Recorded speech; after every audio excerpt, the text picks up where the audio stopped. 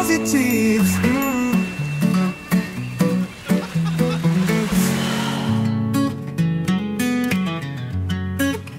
L'esprit positif. Aimé Césaire est considéré comme un des plus grands poètes martiniquais. Et il est né en 1913 et c'est un brillant élève en Martinique et il va faire Normal Sud, comme on dit à Paris. Et son premier recueil, il commence à écrire de la poésie un peu classique, mais sa rencontre avec le Paul Cédar Senghor, ils sont collègues, et qui lui dit à un moment, mais bon, oui, tu écris de la très belle poésie, mais tu oublies ta part africaine. Et donc ça va être un déclic pour lui. Et c'est là où il va commencer à écrire en fait le cahier d'un retour au pays natal, qui est quand même son premier recueil, qui va sortir en 1939. Il l'écrit entre 23 et 26 ans, donc il a 26 ans quand le recueil paraît dans une revue qui s'appelle Volonté. Et Césaire aura aussi par la suite des mandats de maire de Fort-de-France et de député de la Martinique. Donc c'est un homme qui a été aussi un grand poète et un grand politicien, il faut le dire aussi, pour les Martiniquais, qui a plaidé par exemple pour la départementalisation de la Martinique. Donc c'est un immense écrivain qui fera aussi des essais, des pièces de théâtre, donc dramaturge aussi. Et donc voilà, ce qu'on peut dire, c'est un grand bonhomme, quoi, Césaire. Et en plus, le temps aussi a joué pour lui quelque part, c'est qu'il n'est mort qu'à 95 ans, donc en 2008. Donc il laisse une œuvre monumentale en poésie française, enfin francophone comme on dit aujourd'hui, mais avec plusieurs grands recueils, mais celui qui va rester dans la mémoire collective, c'est le cahier. L'esprit positif. Alors, il y a une chose qui est connue aujourd'hui, c'est que le mot lui-même apparaît pour la première fois dans le cahier d'un retour au pays natal. C'est en fait les trois. Alors j'ai parlé de Césaire, Senghor, et puis il y a Léon Gontran Damas, qui est lui guyanais. Ils se rencontrent à ce moment-là à Paris et ils vont fonder plus ou moins ce qu'on dit le mouvement de la négritude. C'est-à-dire le mouvement de la négritude de se dire, nous aussi, on a une part dans ce monde. Il n'y a pas que des poètes ou que des écrivains marqués par l'écriture en français, oui, mais pas l'Europe en fait. S'il faut résumer la négritude, c'est aussi ça, c'est qu'il n'y a pas que l'Europe, il y a aussi ce monde, le monde noir, quoi. S'il faut mettre ça dans le sens le plus large, dans la perspective plus large, c'est que nous aussi, nous faisons partie du monde. Et voilà, ça va être une lutte aussi à l'époque, c'est avant les indépendances aussi, en Afrique. Et ce moment a ouvert les yeux de beaucoup de gens, pas juste, bien sûr pas en Martinique, pas juste en France, mais à travers le monde, pour dire que c'est un mouvement qui va compter dans l'accomplissement aussi de l'homme noir. L'esprit positif. C'est un cahier, du coup, c'est pourquoi ça va être cahier dans Retour au pays natal. J'ai voulu dire, enfin lui, il a voulu dire dans ce cahier-là, quelle est l'histoire. C'est une partie d'histoire, une partie de constat de ce qu'est la Martinique à ce moment-là. Il faut bien resituer les choses. On est quand même dans les années, ça paraît la première fois en 1939, tu vois. Et on est à l'orée de la guerre mondiale. C'est des temps troubles en fait qui vont durer 5-6 ans, et que cette œuvre paraisse à ce moment-là, c'est ça qui est extraordinaire aussi, quoi. C'est de dire aux gens, même nous, il faut qu'on avance, il faut qu'on s'ouvre, il faut aussi que les gens, que l'Europe en particulier, c'était ça un peu le message, comprennent que nous n'avons pas été que des esclaves, nous l'avons été bien sûr, mais aujourd'hui on est aussi des gens qui veulent aller continuer, aller vers les autres, quoi, et avoir une vraie identité. C'est aussi le recueil de l'identité noire, le cahier. C'est le premier quelque part, en français je veux dire, à avoir ce message très fort que Mais la négritude, il dit à un moment, ma négritude n'est pas une cathédrale. Dans la négritude, les Noirs se disent, oui, mais on a été comme ça, donc c'est pas nous qui avons choisi ça. En fait, non. Il faut justement se dire, on va au-delà aussi de ça. On finit par de transgresser aussi cette espèce de cliché que les Blancs ont fait de nous, quoi, en tant que peuple noir. On est aussi un peuple, on a aussi une langue, on a aussi une culture, on a aussi il y a tout un passage chez Haïti d'ailleurs, il a été un peu très influencé aussi par le vaudou. Donc c'est un livre aussi magnifique pour ça. C'est pas que, il n'y a pas une première lecture, il y en a plusieurs. Il y a aussi le fait que les passages, plus tu le lis, plus tu le dis en plus. Et Jacques Massard dit ça très bien. Plus que tu l'entends ce texte, après si tu as son talent, plus tu le dis, oui, il y a des passages qui finissent par s'éclairer, qui te parlent à ce moment-là et te disent, moi j'ai vécu ça, hein. Tu dois revenir aussi sur le texte. Tu dois essayer de comprendre, mais ça c'était j'ai dit, il y avait vraiment un travail préparatoire avant. Tu peux pas te lancer dans une traduction comme ça, et c'est pas que moi qui ai dit ça. Tous les traducteurs du cahier ont dit, il faut déjà comprendre ces airs, quoi. Il faut comprendre cette langue qu'on a qualifiée justement de volcanique. Il est en pleine révolte quand il écrit le cahier, hein. C'est juste après l'exposition universelle, enfin coloniale en France, hein. Donc, tous ces gens qu'on mettait en parquet dans quasiment des cages pour dire, voilà, ça c'est que la Côte d'Ivoire, ça c'est, tu vois, montrer aussi qu'on est des êtres humains, mais des êtres humains pensants, des êtres humains, oui, comme il dit, on n'a peut-être pas inventé la poudre, le truc, mais on est aussi dans ce monde-là, on fait partie du monde dans lequel nous vivons déjà à l'époque et aujourd'hui. Et même quand on voit ce qui se passe aux États-Unis depuis quelques années, pour les Noirs, c'est un message qui reste très, très, très pertinent. L'esprit positif. Moi, j'ai voulu, parce que ça fait quelques années maintenant, ça fait plusieurs années que j'écris en créole, au moins plus de 40 ans aujourd'hui. Et quand j'ai commencé à faire vraiment beaucoup de traductions en créole, je dirais il y a une quinzaine d'années, j'ai commencé de manière très, très régulière à traduire des textes, même des paroles de chansons en créole. Et je me suis dit un jour, oui, j'aimerais bien traduire le cahier en entier, quoi. C'est un très long poème, le cahier, en fait, en prose poétique, en vers libre. Et oui, c'est une gageure de penser à ça. Après, il faut savoir qu'à un moment, tu es prêt. Donc, j'ai la chance à ce moment-là d'être en Martinique pour un festival de poésie. Et pendant une table ronde consacrée à la poésie de Césaire, j'exprime ce vœu-là, quoi. Et puis, bon, voilà, ça s'enchaîne un moment et je peux bénéficier d'une résidence d'écriture l'année suivante.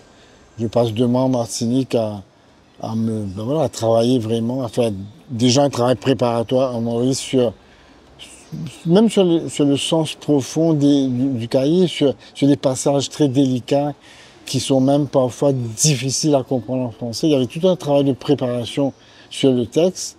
Et bon, après, quand je suis en Martinique, et ça c'était mon rêve, en fait, de finir cette traduction-là. J'avais commencé quelques pages à Maurice, mais le rêve, c'était de traduire chez lui, quoi, enfin chez Césaire, et de finir aussi la traduction là-bas. Bon, après que j'ai peaufiné par la suite, bien sûr.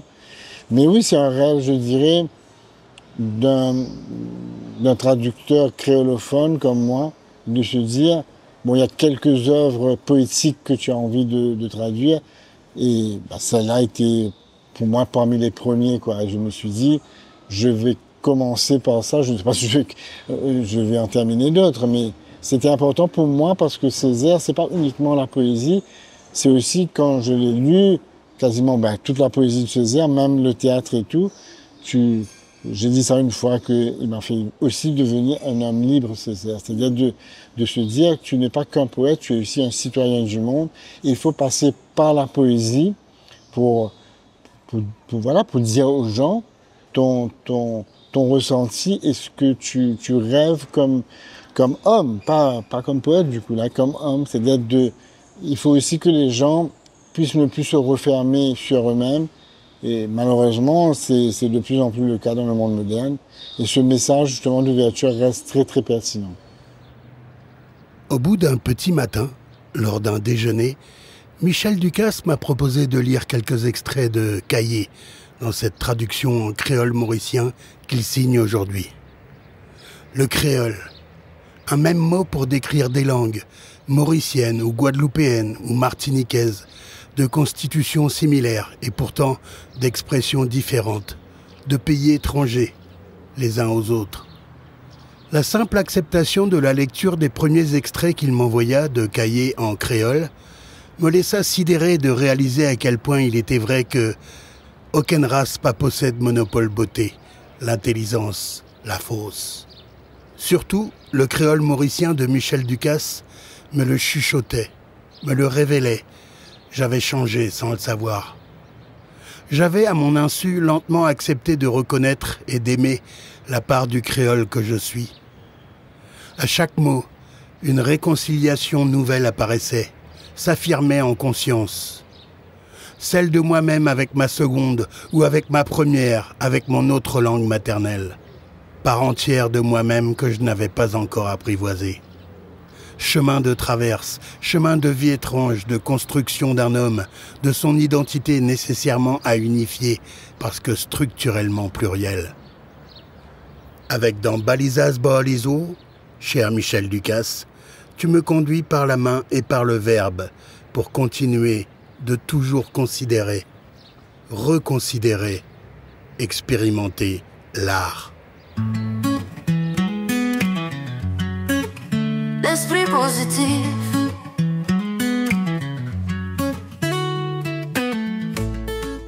Bien sûr, c'était une résidence d'écriture.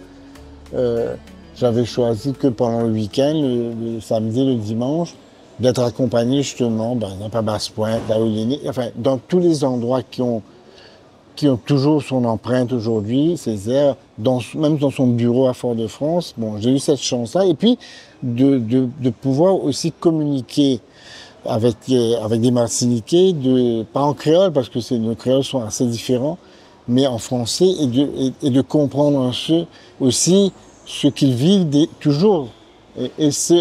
Tu sais, ce lien, et c'est pourquoi moi je voulais aller en Martinique, parce que j'aurais pu faire cette traduction-là à Maurice, mais je pense, et je l'ai compris d'ailleurs quand j'étais en Martinique pendant 2 mois, qu'il me fallait ça aussi, parce que être là sur place, mais être dans l'île, dans toute cette dimension où il a été, voir de temps en temps la montagne Pelée, tu vois, c'était important quoi, d'être chez lui, quoi. C'est ce que je dis à chaque fois. Je dis que j'ai eu la chance d'être chez lui et de traduire quand même la plus grande partie du cahier chez lui et d'être imprégné aussi par cette île. Comme à Maurice, tu peux à un moment tomber amoureux d'un lieu, d'une île, et à Martinique, oui, à un moment. Après, tu n'es pas trop dépaysé en tant que Mauricien, hein, tu es sur une île, et donc c'est clair que le contact aussi quotidien avec... je dînais tout le temps avec les gens qui m'accueillaient là, chez eux, c'est les Martiniquais, et la conversation se passait un petit peu en créole parfois, parce que je commençais un peu à comprendre ce qu'ils me disaient. Et ça, c'était important pour moi, quoi. D'être imprégné aussi par les lieux où il a tracé un peu son parcours, lui, quoi, comme, pas juste en tant que poète, mais en tant que dramaturge, mais surtout en tant que politicien pendant plus de 40 ans. Et c'était important pour moi de saisir quelque part l'âme de Césaire, là. L'esprit positif. Non, j'ai tendance à dire, bon, il y a eu bien sûr, entre les années 60, la langue déjà, et aujourd'hui, beaucoup de progrès. Mais je trouve qu'en littérature, il y a toujours un peu de mal à publier en créole. Pour des raisons, parce qu'aujourd'hui, tu fais une publication, enfin, je veux dire une banalité, ça coûte de l'argent. Et je sens qu'il y a encore un peu de réticence pour que les sponsors, je veux dire, je parle pas de tout le monde, hein, mais d'aider une publication en créole. Moi, j'ai eu la chance là, de pouvoir faire un livre bilingue, c'est-à-dire qu'il y a aussi le texte de Césaire, hein, dans mon livre. J'ai toujours écrit en français et en créole depuis que je publie. Ça fait bientôt 25 ans. En 2001, ça a été la première publication. Je n'ai jamais séparé mes langues d'écriture. Il y a parfois des moments où j'écris beaucoup plus en français qu'en créole, et l'inverse. Bon là, tu restes 2 mois en Martinique, tu es imprégné par le créole, tu dois traduire en créole. Mais sur des publications créole à Maurice, moi je pense qu'il y a encore des difficultés. Je pense qu'on... après, ça n'aide pas aussi que le créole ne soit pas... c'est une langue qui est enseignée à l'école, mais même pas quand c'est une langue optionnelle à l'école. Hein, et que dans les écoles mauriciennes, qu'on ne soit pas arrivé à que les auteurs mauriciens soient présents. Il y a des auteurs mauriciens qui sont présents en français. Hein. Mais dans créole vraiment, mais là je sais on sait qu'on est en train de discuter que ça passe en High School Certificate, mais j'espère qu'il y aura aussi de la littérature créole. Pendant des années, quelqu'un comme Dave Irassomi n'a pas été présent dans l'école mauricienne. Hein. C'est-à-dire en tant qu'auteur et avec des textes qui peuvent être enseignés aux élèves.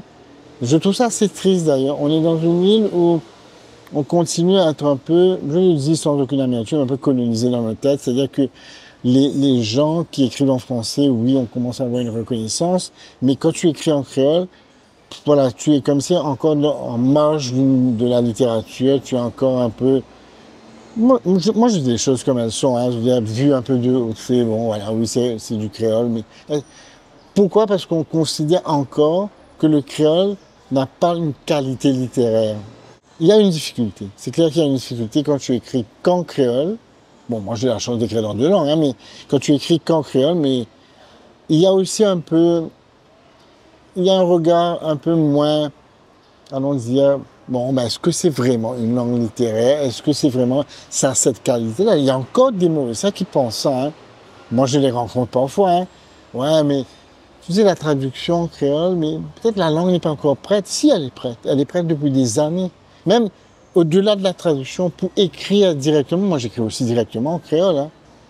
J'essaie, en fait, quand je sais que j'ai 2 langues d'écriture, c'est une chance pour un écrivain, mais quand j'écris en créole, je veux aussi donner, enfin, du moins je l'essaie, hein, quand j'écris, quand je publie surtout, parce que je peux écrire aussi des textes que je ne publie pas, hein, mais quand je publie des textes en créole, je veux aussi que la langue ait cette qualité poétique que je peux avoir aussi en français, quoi. Donc, oui, ben, ça va prendre peut-être encore un peu de temps. J'espère d'ailleurs qu'un jour on dira, ben oui, c'est un recueil de poésie en créole et ça a une valeur.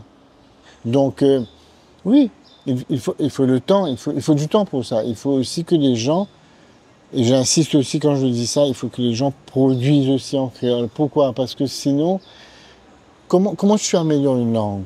Tu améliores une langue, bien sûr, en l'enseignant. Mais quel est ton corpus à ce moment-là? C'est des livres, c'est des textes de chansons. En fait, bien sûr, une qualité, je veux dire, c'est aussi... ça peut être des essais aussi en langue créole, ça peut être... Ben, quel est ton corpus, en fait, quand tu vas mettre, par exemple, le créole en littérature en HSI? Il faut qu'on réfléchisse à tout ça, quoi. Mais il y a aujourd'hui, il y a des œuvres. L'Île de Déviration, mais c'est un texte magnifique en théâtre en créole. Tu n'as même plus un mot à changer dessus aujourd'hui, tu vois. Pourquoi ce n'est pas au programme d'études? Pourquoi, alors là, je vais reparler du théâtre, pourquoi une pièce comme Trace de Henri Favori n'est pas enseignée à l'école? Pourquoi du coup, Dev, c'est aussi la poésie, c'est aussi, tu vois, des traductions. Pourquoi il n'y a pas des modules aussi de traduction en créole? Je sais que ça va être mis à l'université, mais est-ce qu'ils ont pensé aussi à des œuvres poétiques dans cette langue-là ou en traduction? C'est comme ça, en fait, que la langue s'améliore, s'enrichit, parce que tu donnes aux gens la possibilité de se dire « Ah, c'est quand même à l'école. Une œuvre est quand même à l'école. Je suis quand même triste que quelqu'un comme Dave est parti avant qu'il ait au moins une œuvre inscrite dans l'école mauricienne, quoi, au collège, en HSI ou à l'Université de Maurice, quoi. C'est quand même un peu triste, quoi. Tout ça doit alimenter, en fait, notre corpus littéraire en créole. Pas que la traduction, bon, je pourrais plaider pour moi, je ne sais pas en me disant, bon voilà, c'est aussi des traductions, oui, mais aussi l'écriture directe en créole. Au théâtre, tu vois, par exemple, là, ils ont fait le prix d'Elvira Sormi pour pour l'écriture théâtrale, tu vois. C'est important aussi qu'il y ait des initiatives comme celle-là, parce que sinon, tu vas rester avec les mêmes personnes, comme moi, par exemple, qui écrivent en créole directement ou qui traduisent en créole. Après, il n'y a pas de relève, quoi. Une relève, est totalement nécessaire pour qu'une langue continue à vivre et s'épanouir. Enfin, je suis en train de c'est probablement une banalité, mais tu sais, moi, je suis arrivé à un âge dans ma vie où je dis que parfois, il faut dire des banalités. Il faut répéter des banalités aux gens. Il faut se dire que s'il n'y a pas de relève dans cette langue-là, les langues meurent aussi. L'esprit positif.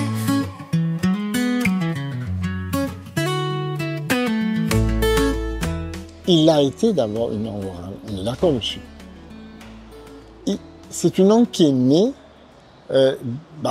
parce qu'il y a eu ce contact entre le français des colons et les esclaves qui étaient bien sûr amenés de différentes contrées pour qu'ils puissent avoir une langue commune, parce qu'on sait très bien qu'à un moment, ils sont plus nombreux que les autres. Donc, il fallait pas... Ça a donné lieu à des révoltes, tout ça, mais à la base, quand ils viennent, ils n'ont pas de langue commune. Ils ont même en Afrique, ils ont même des dialectes différents, tu vois, selon d'où ils sont pris. Donc, oui, c'est une langue orale, mais c'est pas une langue orale camerounaise au départ, hein. C'est une langue orale dans, ce que je dis, orale dans toutes les îles de plantation, en fait. Et quand, donc, le contact avec le français fait que naît cette langue-là. Bien sûr, elle est d'abord orale. Elle ne sert qu'à ce moment-là. Il n'y a aucun écrit en créole. Le premier, c'est François Chrétien. Et là, en plus, c'est des traductions, du coup. Et c'est aussi dans une langue que, si tu t'intéresses un peu à la linguistique du créole à Maurice, elle est beaucoup influencée par ce qu'on appelait le bourbonnais à l'époque. La première colonisation, elle vient beaucoup de la Réunion, hein, qui a déjà cette langue qui est fixée, pas fixée, mais qui est parlée comme ça. Quand tu lis même l'acte de prise de l'île par les Anglais, ils ont voulu faire une traduction en créole parce qu'ils voulaient toucher aussi les esclaves, enfin les esclaves qui allaient être libérés. Ben oui, elle est beaucoup marquée par ça. Il y a des états de la langue. C'est pourquoi je dis ça souvent aux gens. On parle du créole, mais il y a un ancien créole. On parle bien d'un ancien français, mais il y a un ancien créole dans ce pays. L'ancien créole, c'est quand François Chrétien écrit les essais d'un bobre africain. Même Bessac, pour moi, c'est encore un ancien créole. Tu vois, Charles Bessac. Et après, comme dans toutes les langues d'ailleurs, les langues orales commencent à être écrites. Donc, à un début de littérature, si tu veux. Allons dire un début d'écriture en créole. Après, par la force des choses, pour moi, et c'est pourquoi je parle souvent et beaucoup de Dave Guérasson, mais ça a été le premier à comprendre, probablement, parce qu'on s'est beaucoup parlé d'Ève et moi, que c'était une langue, que c'était aussi une langue dans laquelle tu pouvais écrire de la poésie, du théâtre, des essais et des traductions. C'est-à-dire que ça a été le premier. Il n'y en a pas eu d'autres. C'est-à-dire que c'est lui qui montre un moment aux gens. Et tu as raison aussi sur cette affaire d'élite, tu vois. Ça reste au niveau de l'écrit un moment très élitiste. Ce qui a un peu changé ça un moment, c'est aussi pendant la période ce qu'on appelle la chanson engagée à Maurice. C'est qu'on s'est dit, oui, ce n'est pas qu'une langue qui peut... Donc, du coup, ça peut être une langue très orale et ça devient, en gros, un peu une langue élitiste, comprise par certains, etc. Et la poésie, je vais dire, oui, la poésie engagée, mais aussi cette époque de la chanson engagée, avec des gens comme Bam Boutayen, bien sûr, comme même Zoul Ramia, même Sylvain Chilien, et toute cette... qui montre que moi, j'utilise le créole. Bon, bien sûr, c'était la chanson engagée, hein, mais aussi, ça pouvait être aussi poétique à un moment. Il y a eu aussi des moments où on a essayé, enfin, ces gens-là se sont dit, mais il y avait aussi de cette époque de chansons engagées, ben oui, mais ça aussi peut avoir cette qualité-là. On peut aussi s'adresser au peuple dans une langue poétique. Pour moi, enfin, bon, après, c'est mon point de vue, hein, je pense que c'est là aussi ce moment où les gens se disent, on peut aussi... Bon, après, il y a eu des bons, des moins bons, enfin, voilà, hein. C'est comme, il y a des bonnes chansons en français, il y en a moins bonnes aussi, hein. Il y a même des médiocres. Donc, C'est en créole aussi, pour le créole aussi, il y a eu ça. Et c'est ça qui fait qu'à un moment, et c'est pourquoi je te dis, souvent les gens disent, moi je dis ancien créole. J'utilise ce terme. Pour moi, il y a un ancien créole dans ce pays-là. Il y a eu des états, des étapes dans la langue. Et aujourd'hui, alors on pourrait dire la même chose, on est dans le créole moderne. Quand tu vois aujourd'hui l'apport, même un peu de l'argot, même aussi, je veux pas tomber comme si dans le, comment dire ça, comme si dans une langue vulgaire, si tu veux. Mais pas vulgaire dans le sens qu'il avait en latin, hein, c'est-à-dire, ouais, non, je suis un peu pédant. Mais c'est vrai que, oui, il faut enrichir, mais on enrichit la langue, c'est ce que je disais tout à l'heure, par beaucoup de choses, hein. Par l'écriture, mais par la chanson aussi, on peut écrire, tu vois. Et ça, c'est un truc, je crois qu'il y a un gros souci actuellement. Je vois beaucoup de gens qui malheureusement font ce qu'a été le cliché qui a été sur le créole pendant des années. C'est une langue, zis pour faire rire, zis pour jouer. Aujourd'hui, ben, la chanson, les paroles de chanson peuvent aussi servir à enrichir la langue et à l'améliorer. Et donc, moi, c'est ça que je dis. Pour le corpus, en fait, il faut qu'il s'améliore, il faut qu'il continue à s'enrichir. Et c'est des gens comme nous, c'est des gens comme des poètes, et même des romanciers. Tu t'es rendu compte qu'il n'y a pas beaucoup de romans en créole. C'est bizarre, non? C'est pas bizarre, c'est que... Bon, après, c'est vrai que ça a beaucoup passé par la poésie en premier, mais il y a Élise Collen, par exemple, a écrit des romans directement en créole, mais quand tu vas voir la production en créole dans ce pays, tu n'as pas beaucoup de très bons romans écrits en créole, tu vois. Donc, ça, c'est une étape encore... tu as beaucoup de très très bons romans en français, hein. Depuis, je dirais, depuis une vingtaine d'années, oui, on serait un peu malhonnête de dire ça. Il y a des noms, il y a Nanda Devi, il y a Chéance Patel, il y a Natacha Pana, tu vois, il y a des noms aujourd'hui, Carlos Souza et tout. Et tu vois, moi, j'aimerais bien qu'un jour, on ait des noms comme ça, en créole, mais pour les romans. Donc ça, c'est pourquoi aussi, il faut encourager ça chez les jeunes, parce que sinon, c'est pas nous qui vont écrire ça aujourd'hui. Moi, j'ai même pas fait de roman dans ma vie, donc c'est pas moi. Moi, peut-être qu'un jour, je vais me lever, je vais dire, oups, j'ai le grand roman créole, je vais l'écrire, tu vois. Mais il faut aussi que cette langue devienne aussi une langue de roman. Ben, il faut pas désespérer, j'espère que ça va venir, parce que je pense que c'est essentiel aussi à la promotion d'une langue et à l'enrichissement d'une langue. Alors, la poésie, oui. Bon, moi, j'essaye de le faire, hein. Je pense plus ou moins le réussir. Après, c'est pas moi qui dois dire ça. Sinon, ça va être de la prétention totale. Mais j'attends.